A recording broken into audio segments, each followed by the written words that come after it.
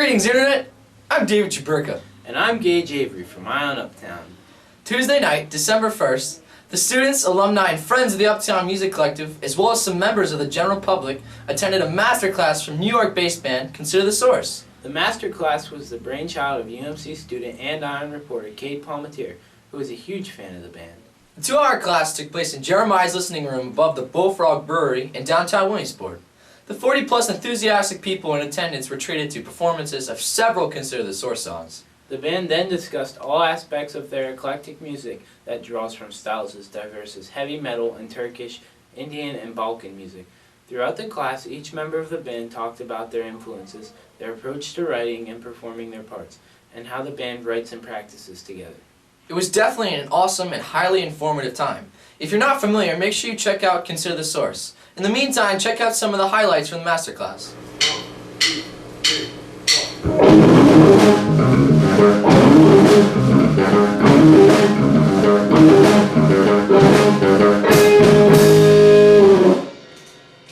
Cool, so this deals with this sort of shrinking effect that we're doing. We do this in a lot of our songs, and it's cool. It's the kind of thing that you'll hear a lot in, kind of like jazz fusion or progressive rock a lot of the times, these ways of manipulating numbers. And it's a thing that's very common in Indian music, but one thing that we like to do is take ideas and put them in different contexts. So this is the kind of idea where we'll make a statement of 6 notes, 1, 2, 3, 4, 5, 6, and then we'll do a call and answer, 1, 2, 3, 4, 5, 6. So 1, 2, 3, 4, 5, 6, 1, 2, 3, 4, 5, 6, 1, 2, 3, 4, 5, 1, 2, 3, 4, 5, 1, 2, 3, 4, 1, 2, 3, 4, 1, 2, 3, 1, 2, 3, 1, 2, 1, 2, 1, 1, and then you're back at the, a new section. So a term that's used is called a T-high, and it's, in Indian music, it means just the ending of a section. So it'll be the ending of a song or a section. Usually, a lot of the times in Indian music, they can last like really long. It's pretty much like playing an algebra problem. It gets really complicated, a lot of numbers involved.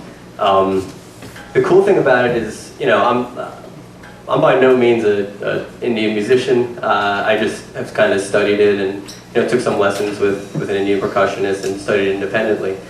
But the stuff that you learn from practicing, from looking at the ways that Indian musicians will practice rhythm, you can actually gain a lot of good chops rhythm-wise from that. They're so precise. You have to really, like, to play what we just played, and I'll show a couple more examples. You have to be so rhythmically on point. You have to really be paying attention to every single 16th note, everything that goes by, and nothing can be clipped. If it is, then you'll fall off, and the whole thing will kind of, get messed up. So I'm going to play a couple more ideas of this T-high idea. So it's kind of like, a lot of the times it's either a shrinking thing, like we just did here. It kind of seemed like the ideas were getting smaller each time. And another way to look at it, another way that they do it is they'll sort of make a statement. A lot of the times it's kind of like a pretty complex statement, and they'll say it 3 times. So here's another example.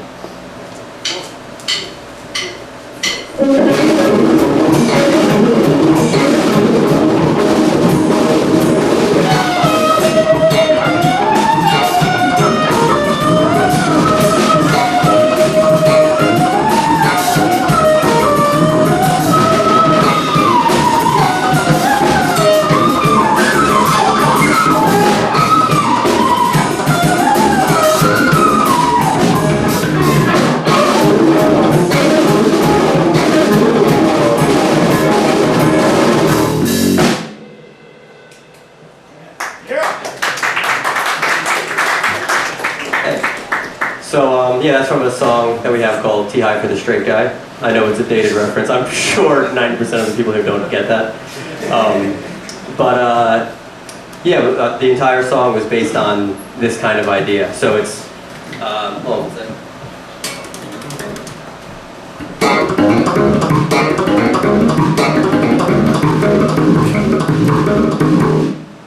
So it's making this statement. So you're doing like, saying 3 things.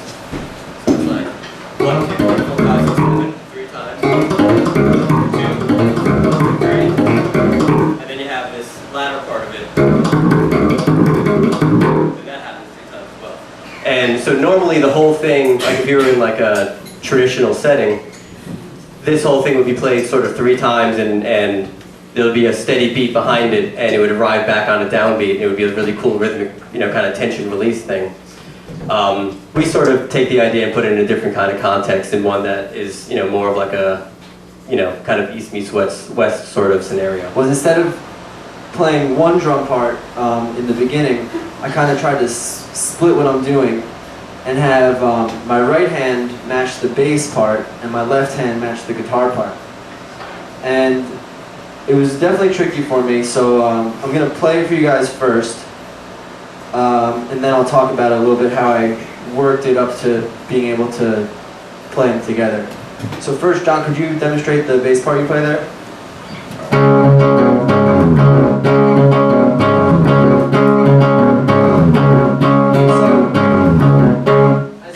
Doing a quarter note with, was it right hand? Yep. So I took that quarter note and I put it on the bass drum. And then the other part, I tried covering with the toms, and I tried to treat the melody the same as what he was doing. So play it as you're doing and I'll join in. Sure.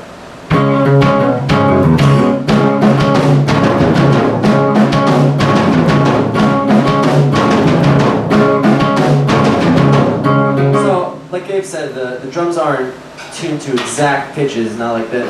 I don't tune them so like this is an A flat and this is a B and that. But I generally took the shape of what he's playing. It's a high note and then lower and gets lower and then comes back to one note. So I took that.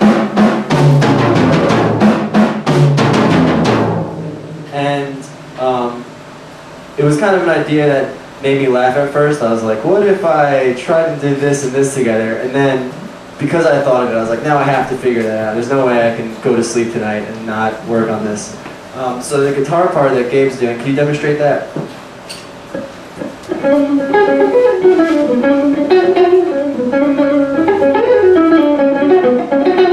Cool. So that's the first half of it. We don't have to go through the entire thing. But at first, what I did was I just tried figuring out the rhythm of it.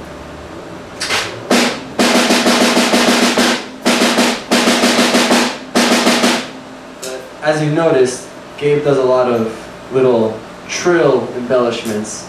So I tried to even match the trill there. I did that by buzzing the stick down instead of just hitting it and dragging it into the head.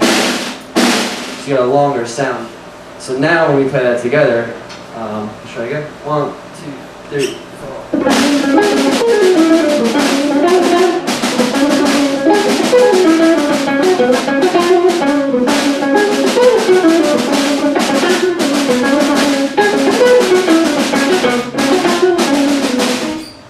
So that became kind of the right hand part and the left hand part. So I had to figure out how can I have those two together. And this is an interesting thing that you can apply this to any instrument, and it works particularly well with drums. It's very difficult to figure out in your brain what's that going to sound like and that going to sound like at the same time, and how are they going to line up. So it completely put me back in like beginner mode to the same way you would learn, playing a rock beat or something.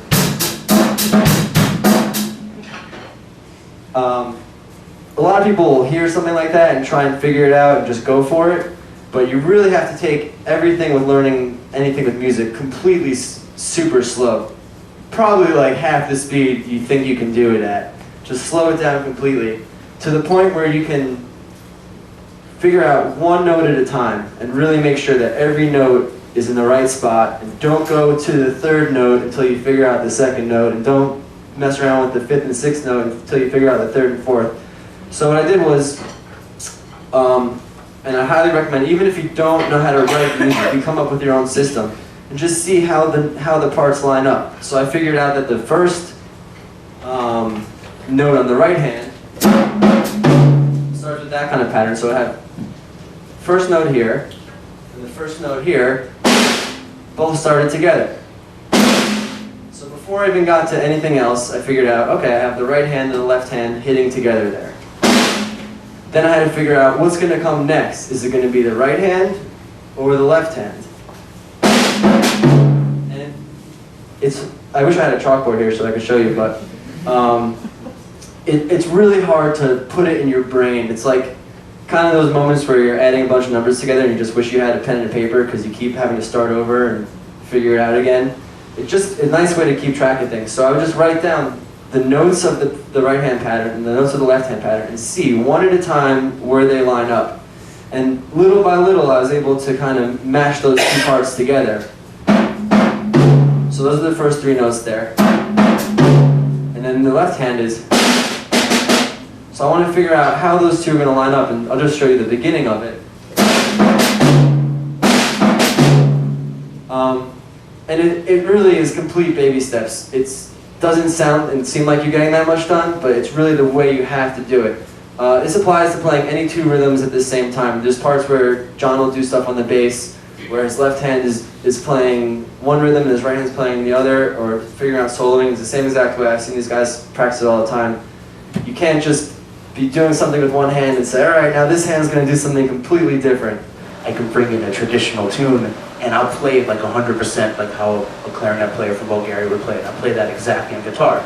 And the rhythm and the comp aspect of it will be totally different. And that's way cooler than, you know, than if we just did a traditional thing. There's people that grew up playing the tradition. We're never going to be as good as, and no, we could be as good as that, but we're never going to be better than that, you know? But when we're doing something that we do that's very traditional and someone from that culture would hear that, like, that's very good, that's very on point, but it's also our own thing. I think that's way cooler. You know, I don't want to be in a group that does traditional stuff. So when I bring in a traditional melody and he starts slapping it and Jeff starts playing a totally different style of drum set, it's like, that's way better. I would much rather have that than I start playing a jungle doom doom and Jeff just starts playing the hand drum stuff. That would be cool, but not for this context. This context is what we do is what's special. So this is actually a little example of that. This is a dance rhythm in 9 divided 2-2-2-3.